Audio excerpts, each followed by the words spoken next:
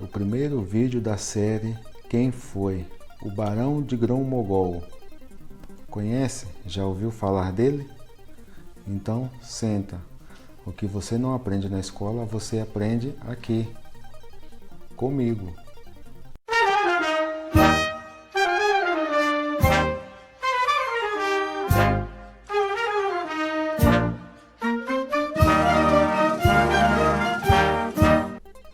Walter Martins Pereira, conhecido como Barão de Grão-Mogol.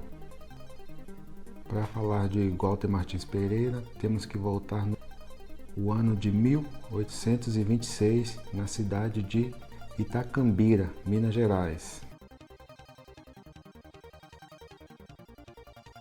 Itacambira é um município brasileiro localizado no estado de Minas Gerais, entre Montes Claros e Salinas, aproximadamente 97 quilômetros de Montes Claros e 315 quilômetros de Salinas. Uma cidadezinha pequena, com 4.500 a 4.900 habitantes. O seu fundador foi Fernão Dias, o Fernão Dias ou Bandeirantes, daqui de São Paulo, da capitania de São Vicente, em São Paulo. Desbravador de minérios e pedras preciosas. Itacambira também é conhecido pelo turismo devido às suas cachoeiras, aproximadamente 7 a 8 cachoeiras que tem naquela região. E também é conhecido as múmias de Itacambira. A matriz de Santo Antônio fica na praça central de Itacambira. São mais de 300 anos de história e um mistério. No meio do século passado, uma tábua quebrada no piso revelou um porão com centenas de esqueletos e múmias bem preservadas, com pele, cabelos e parte das roupas. A verdade é que ninguém sabe ao certo a origem, nem como elas foram parar ali. Os mais velhos falam de um cemitério de mestiços e bandeirantes que colonizaram a região. Os ossos estão bem arrumados, empilhados dentro de urnas e até num caixão. 3 múmias que estavam em melhor estado de conservação foram enviadas para análise no Instituto Oswaldo Cruz, no Rio de Janeiro.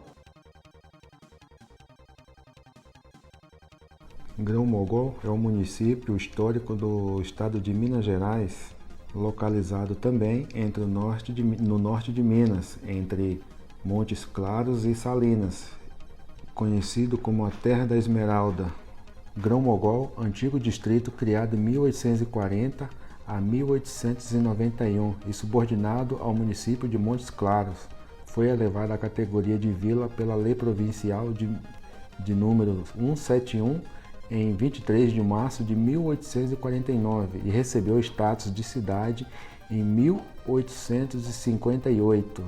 Grão-Mogol tem uma população aproximadamente de 15.600 habitantes. Já falamos de Itacambira, já falamos de Grão-Mogol, agora vamos falar dele. O Barão de Grão-Mogol, Walter Martins Pereira. Vamos lá. É o segundo filho do casal Caetano Martins Pereira e Josefa Carolina Dias Bicalho Martins Pereira. Nasceu na fazenda Santo Antônio, na freguesia de Itacambira, pertencente à vila de Grão-Mogol, em 1825.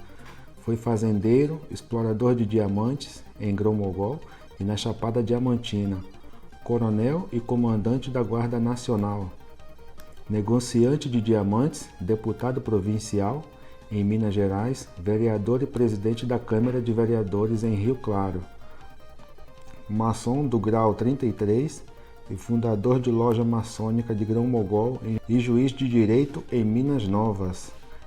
E foi barão do Império do Brasil. Walter Martins Pereira foi o primeiro e único barão de Grão-Mogol. Conforme relatos de antigos moradores, Walter Martins Pereira era um homem extremamente rico e de maus tratos com seus escravos. Era coronel da Guarda Nacional e em 1865 organizou um corpo de voluntários da pátria dotando de fardamentos e armas e enviou ao Rio de Janeiro para combater a Guerra do Paraguai, no qual seguiram como oficiais 2 de seus irmãos, e em 1873, como recompensa ao seu esforço de guerra, ganhou o título de barão. um decreto imperial de 17 de setembro de 1873. Título mobiliárquico ou título de nobreza é o privilégio legal concedido desde a antiguidade a pessoas que assim passavam a fazer parte da nobreza. E nesta época o Império vendia esses títulos, não davam, eles vendiam um título. Irineu Evangelista de Souza, conhecido como Barão de Mauá, e logo em seguida ele ganhou o título de Visconde, passou a ser Visconde de Mauá.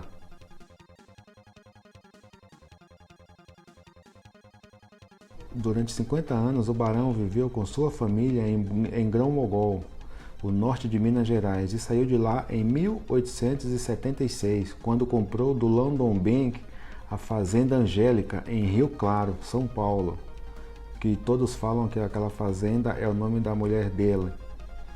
O nome da esposa dele é outro nome, que eu vou falar mais pra frente aqui. A fazenda foi rebatizada de Fazenda Grão-Mogol em homenagem à sua terra natal. Uma vez instalado na região, iniciou a construção da nova sede da fazenda, concluído-a em 1883, e a nova sede da fazenda foi obra realizada por cerca de 80 escravos de procedências mineiras e baianas. Naquela região da Bahia e Minas Gerais, ali tinha muitos escravos malês. Pesquisem aí, Revolta dos Malês, em Salvador, na Bahia. A sede da fazenda, tombada em 20 de janeiro de 1987 pelo Condepate, como bem cultural e interesse arquitetônico, sendo raro exemplar existente no estado de São Paulo, e de residência rural construída ao estilo arquitetura baiana. Walter Martins Pereira foi o propulsor a substituir a mão de obra escrava pela mão de obra livre no Brasil, mantendo os ex-escravos em sua propriedade. A sua fazenda foi pioneira na experiência como mão de obra estrangeira, tendo sido um dos centros das colônias de parcerias. Walter Martins Pereira foi eleito pelo Partido Monarquista à Vereança Municipal de Rio Claro, de 1887 a 1890, período em que ocupou também a presidência da Câmara. Homem culto progressista, e abraçou depois os ideais republicanos pregados por Campos Salles, Cerqueira César e Alfredo Eles. Renunciou publicamente ao título de Barão de Grão-Mogol e como cidadão em 5 de fevereiro de 1888, quando o Rio Claro libertava seus escravos. Walter Martins Pereira casou-se com Dona Emília de Sá Martins Pereira, a sua prima legítima, com quem teve 3 filhos: Matilde Martins Pereira, Orlinda Martins Pereira, nascida em 1851, e Sérgio Martins Pereira, nascido em 1852. Além desses filhos com a baronesa de Grão-Mogol, legitimou-se filhos também fora do casamento, dando a eles o sobrenome de família Martins ou Martins Pereira. A história é que o barão tinha casos frequentes com suas escravas e conta a lenda que herdou mais de 50 filhos. Um de seus casos foi de reconhecimento da então baronesa, que mandou um dos seus capatazes matar a escrava grávida de seu marido. Quando ficou sabendo das ordens da esposa, o barão de Grão-Mogol aprisionou-la por 7 anos no sótão da sua casa, na Fazenda Angélica, em Rio Claro. Há relatos de que sua esposa tenha feito desenho nas paredes usando sangue retirado de cortes feitos por ela. Não se sabe se ela era demente ou ficou depois.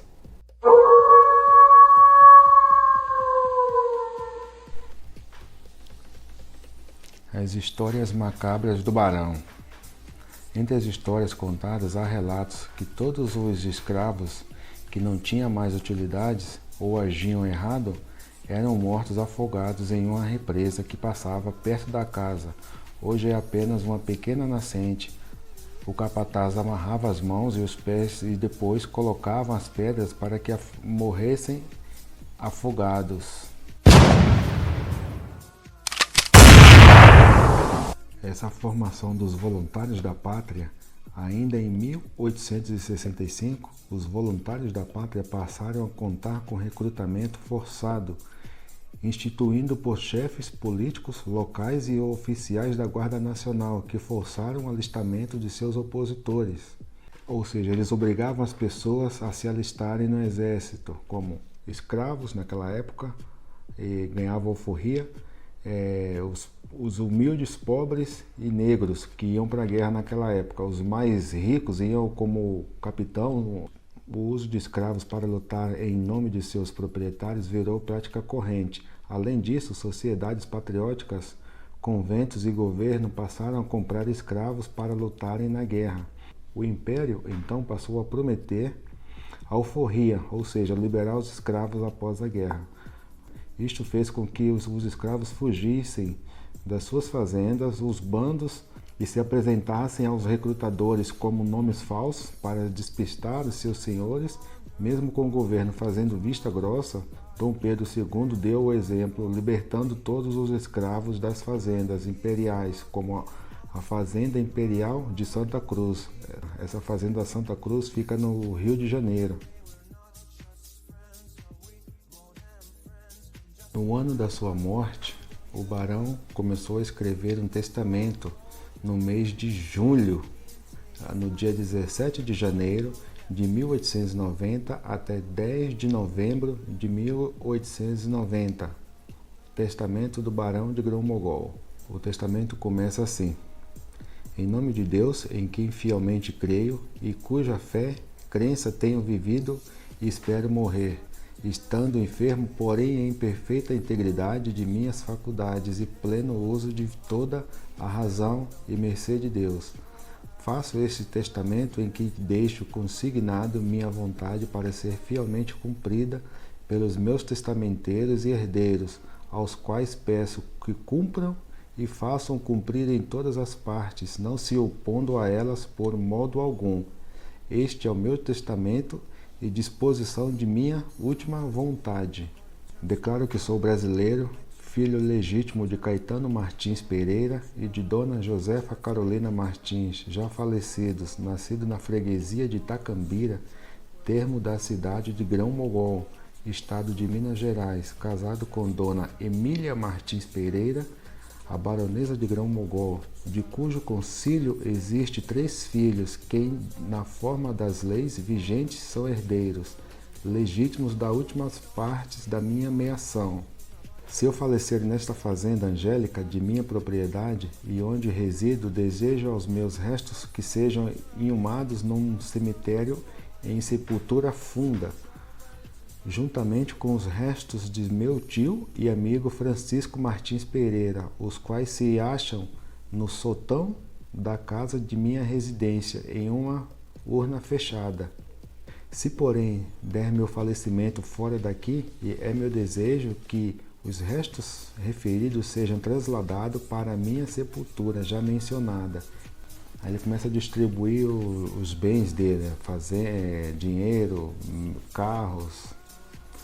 Quero que minha terça seja distribuído do seguinte modo: à Casa de Caridade de Rio Claro, 1 conto de réis; ao gabinete de leitura da mesma cidade, 1 conto de réis; à Casa de Caridade de Grão-Mogol, 1 conto de réis; aos menores que criei, Frederico e Júlio, 1 conto de réis; a cada um, a Justina, mulher de Malaquias; Maria Rosa, mulher de Francisco; Catarina, mulher de Antônio; Honorina, mulher de Serapião; Vicêncio, mulher de Gabriel, 100.000 réis cada uma; ao casal do capitão Germano dos Anjos Silva, residente em Salinas, estado de Minas Gerais, e Alfredo Mariano, Júlia, Elias e Isabel, estes 3 casal, de Joaquim Martins e Rosalina Martins, Elvira, Leandro,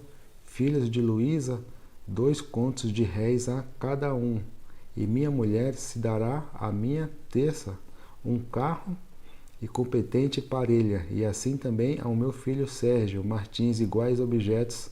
A Julieta, filha de Catarina Maria, 1 conto de réis a cada uma, remanescente da minha terça será igualdade repartida pelas pessoas seguintes: Walter, Teodoro, Francisco, Henrique Martins, Flora, Maria e Júlia, a quem deu à luz, Fortunata, atualmente em gravidez, sendo que a identidade das suas últimas deverá ser atestada pelos legatórios maiores de Walter e Teodoro. Uma parte aqui no testamento que ele fala assim: quero que o produto da lavoura se façam as despesas da criação e a educação dos menores, dando-se rateio anual do que houver de lucro. Estes lucros serão então empregados em ações de estradas de ferro a mais próspera. Aí lá no final do testamento, já é muito grande, eu só dei uma resumida aqui nos alguns parágrafos. Ele fala assim, bem no finalzinho do testamento, ele fala assim: além desses filhos com a baronesa de Grão-Mogol, legitimou-se filhos fora do casamento, dando a eles o sobrenome de família Martins ou Martins Pereira. Registro aqui os que relatou no testamento, aos quais deixo herança seguindo a ordem usada por eles, sem compromisso com a cronologia real de nascimento de cada um.